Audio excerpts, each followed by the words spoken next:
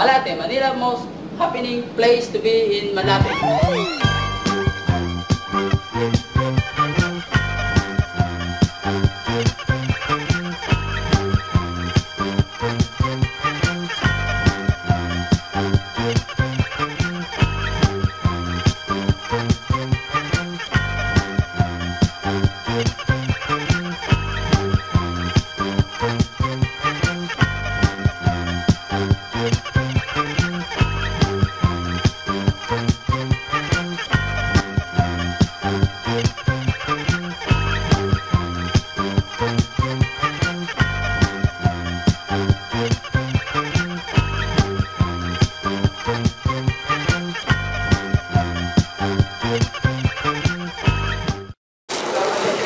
Ang tamis ng amoy. Tama. Manong, bakit to matamis yung amoy dito? Kasi masarap ang flavor nito eh. Ano ba ginagawa dito? Ano, chocolate, sukti, mandarin, marami pang iba. Margarine. Mandarin. Mandarin. Mandarin. So ginagawa dito mga candy. Oh, mga ganyan. Wow! Manong, dito ho ba ginagawa yung candy? Oo, hindi ito. Dito talaga siya niluluto? Hindi dito, doon, taas. Doon? Vacuum. Dito binibilad. Pag linuto mo, limbawa, sinalang mo, bubuhos mo yung balde. May balde, dalawang balde. Asukal yun. Bubuhos mo. Puro asukal lang yun? Puro asukal. Tapos buhusan mo kalating balding tubig. Asukal na tubig? Nakahalo mo? Pag nahalo na, bubuhusan mo ng glucose na naman. Yung balde na rin. Glucose, di ba sugar din yun? Hindi. Parang ang gulaman na malapot. Okay. Pag buhos mo, hintayin mo, tumaas yung grado.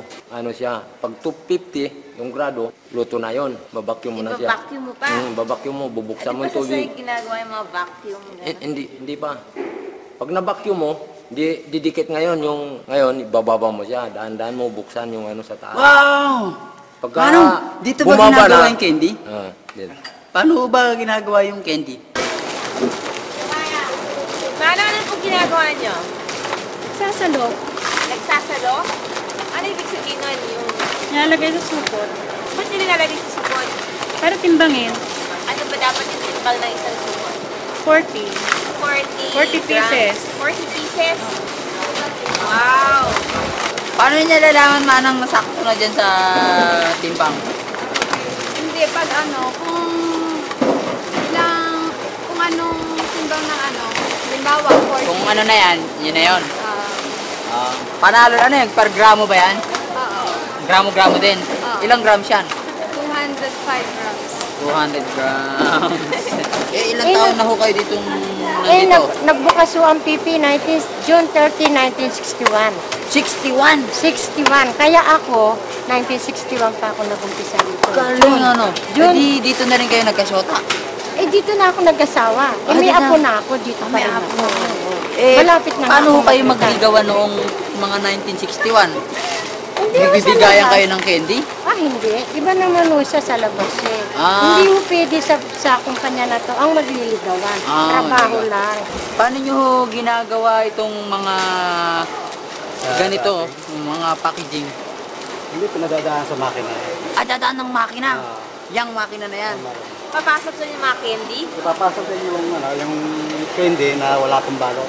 Ay, nakahubad pa yung candy. Oh, that's all. Oo, Hubad pa. tapos, Oo. Pagkalabas, Paglabas na nakabalot na. bis na. Ah. Ito lang ba yung damit ng candy, itong puti? Ito mayroon pa ito sa ilalim. Yung plastic na. Meron pa plastic. May underwear. Underwear. Tapos meron ng damit. Pasasalamat ho ako dito sa PP. Dito nakatapos yung mga anak ko. Talaga? Dahil sa candy? Oo, dahil sa trabaho ko dito sa Candy, dito ka nakatapos. May nag-addict ho? Wala. Wala naman. Wala. Buti Computer naman, buti naman. technician, computer Technician, science, computer Biharo, science, electronic, electronics, teacher, teacher. sekretarya. Ang dami pala, ano? Oo, 5 ho yan. Pero Tapos sa lima na yun, sila walang lahat. nag-addict. Wala ho nag-atik. Buti naman pala. No? Sino ho ang usong artista nung kadagalahan ninyo? Di sila Amanio Pentes, sila Susan Roses. Susan yan. Roses? Oo. Talaga? Nora Romero. Oo. Anong klaseng paghahanda ang ginagawa nyo sa araw-araw para maging ganyan? Pagpasok, dapat makain ka ng para Kanin kakainin. Yung isang rolyo ng wrapper na yan, ilang candy yung nababalot niya? Milyon. Milyon! Eh, sa isang oras, 1,000,000, gano'n? Baka maaari. Eh, ano maipapayo nyo sa makina? Hindi palaging i-maintain natin ang maganda. Sa tingin niyo paano yung may tulong ng makina ng candy sa ekonomiya ng Pilipinas? Ito, siyempre, pagka bumibenta ito, yung buwis ng pabrika, makakatulong sa gobyerno. Tama! Kumusta naman ho dito yung mga ginagawa nyo? Maayos naman, oh, malinis naman. Oh, tignan nyo yan, pinipili namin pagpangit, ilalagay namin doon. Tapon yung gano'n. Oh, dahil ayaw namin masira sa mga customer namin. Eh, manang, paano nyo pipilitin eh? Halo-halo na yan, oh. Hindi, sanay na kami. Sa tagal ba namin ng panahon, alam na namin, kahit sabihin, Oh? basta sila. Eh, bakit po kayo parang ganyan? Para po yan, oh, yung madumi, dahil po ito dito, kailangan ingatan namin. Ingatan. Di ho ba? Pagkain o yan. Hindi yun nilalagay dito yung candy. Ay, hindi ho, wala ho. Ito ho nilalagay namin sa bulsa. Ayan. Itong mas namin para dito, Ah. para yung arena. Arena? Hindi- Oo, ito. Arena. Meron pa kayong payo sa mga taong mahilig kumain ng candy? Basta mag-toothbrush lang. At tapos Video lang. kumain. Ilang beses pa dapat nag-isipin nyo sa isang araw? 3 times a day. Wow! Eh, galing. Eh, ilang taon na ho ba kayo? Kapat alam nyo yung mga ganyan? Tama. 27 years na ako. 27? Anong year ho kayo nung nagdibo kayo? Ano, hindi buwan ko 75 yata. 75? Kalimutan ko na. ano yung mga gimmick ng mga dibo noon? Di bu nung araw, ganda ka, tapos may konting sayawan. Dahil, Konti sayawan lang. Anong mga sayaw? Eh, martial law nun, di ba? Marcial. Paano kayo magsasayawan nun? Martial Kukuha law. ng permit sa May barak. permit pa. Susulat ka pang gano'n na magdidibo ka. Bibigyan ka ngayon ng mga PC. PC ay paano PC? araw? Wala pang PNP bibigyan. nun? Wala pa. Kwan pa. Pabianber pa nun, pabianber. Ah. Metrocom. Madali naman kumuha ng permit. Eh, Kailan may kakilala ko. may kakilala. Ganun, may kakilala rin kayo noon. Katulad sa akin, kakilala ko lahat ng anak ng PC nung araw. Kilala nyo lahat yun? Yung mga anak niya, mga kaklase ko, nag-aaral pa ako. Manong, Kasama rin yung mga anak ng PC, sayawan doon. Sumaatin din sa party. Umaattend sa party dahil di bo eh. Sa tagal nyo dito, anong may papayon din sa mga kabataang nag-a-addict?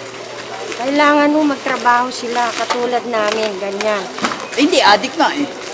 Dapat ho talaga sa kanila, iwasan nila yung ganun. Magparehab Oo, muna. Magparehab muna ho sila, yun ang iwasan nila. Saan ho diba? yung magandang rehabilitation center dito? Hindi ho namin Malabon? alam eh. Eh, manong dun sa 27 years nyong nagtatrabaho dito, hindi pa ba kayo nagsasawa sa candy? Hindi naman, paminsan-minsan, konti-konti lang tinitikman namin. Bawat luto na, titikman namin. Basta paunti-unti, hindi nakakasawa. Manang, may maipapayo ba kayo dun sa mga kabataan na mahilig sa mga ganyan? Pagkatapos lang ng candy, mag-toothbrush na lang. Ano masasabi nyo dun sa mga kaibigan nyo na mababahong hininga? Mag-toothbrush din. Toothbrush din. Beer. Tututbrush ako. Totoo bang nakakasira ng ngipin yung mga candy? Nakakasira na. Nakakasira talaga. Kaya pumasok ako dito, buo pang ngipin ko. Eh di, ano po yung may papayo nyo sa mga taong mahilig kumain ng candy? Makakain ng candy, makalipas, magsitilyo. Anong may papayo nyo dun sa mga taong walang sipilyo? Ay, magbubog na lang, walang sitilyo.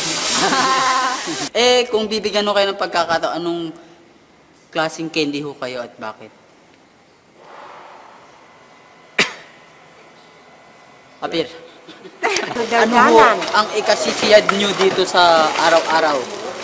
Yun nga ho, kumikita kami, masaya na ho kami. Masaya. Sa loob ng maghapon, pagdating ng hapon, sigurado na ho yung kita namin. Alright, Apir na. Pero, Eh, Manong, pwede bang pahingi ng candy? Oo nga, babe. Andun. Doon, kuha tayo. Kuha tayo. Doon. Kulang kami? Oo, Sige, kuha tayo. Kumain. Kumain kayo doon, dami doon. Wala na. Tama. Kuha ka ng supot.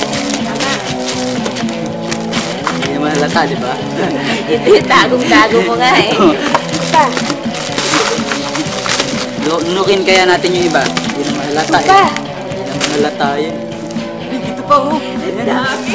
Gold oh. Puro mahal to.